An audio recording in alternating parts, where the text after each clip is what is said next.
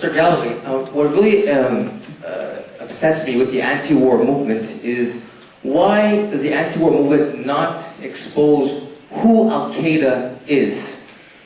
When I hear Al-Qaeda in the news, I think CIA, Defense Intelligence Agency, Mossad, MI5, MI6. The US war machine needs an enemy. I'm not saying that there is no autonomy among these extremism, but the defense intelligence agencies throughout history, like the strategy of tension during the Cold War in Europe, they need an enemy. They'll kill their own people, use a few radicals to bomb cities, and make look the Arabs did it, but then it's our own governments that are doing it.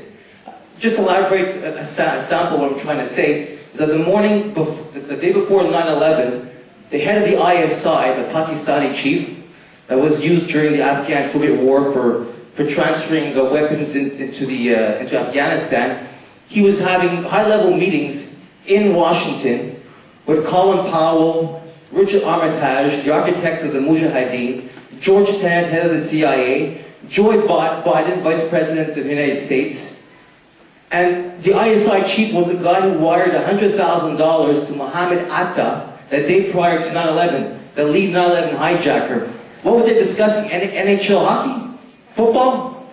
I think you've made your question quite clear. We're now going to have a question on the left-hand side, Mike. Yeah. But I profoundly disagreed with the first two questioners. And again, I'm an honest person. You won't expect me to pretend otherwise. The contribution about 9/11, I'm sorry to say, is crazed conspiracy theory madness. If the American government really was... Well, if the American government really was involved in a conspiracy, do you think they would have waited to the day before 9/11? Do they think they would have transferred $100,000 by a cable that you could know about here in Montreal? I mean, get real. This is absurd. The people who carried out 9/11 were the 19 people who went to the United States and trained as aircraft pilots, who were on the airplanes, who were on CCTV getting on the airplanes.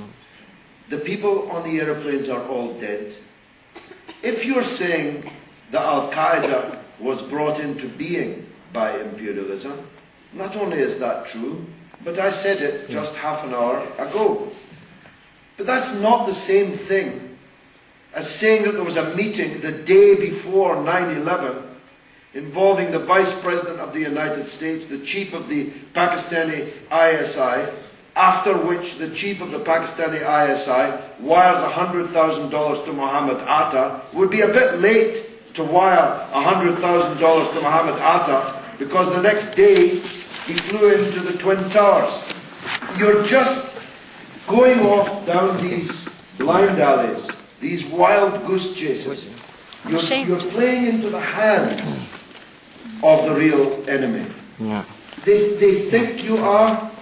You're acting as if, and the public outside will believe that you're insane when you come out with these kind of things. The people who did what they did on 9/11 came out of the swamp of bitterness and hatred that we sowed. What about the whistleblowers who disagree? They're from the CIA. The CIA whistleblowers disagree. Look, I know you think I'm part of the conspiracy. But there are intelligence people from the CIA who disagree. I know that you think that all that I said, with all the breath that I gave you for the last 60 minutes, is really just a cover for the fact that I'm an agent of Dick Cheney. I'm not saying that. I'm not saying that. You're saying it. But I'm sorry, it's just insane what you're saying.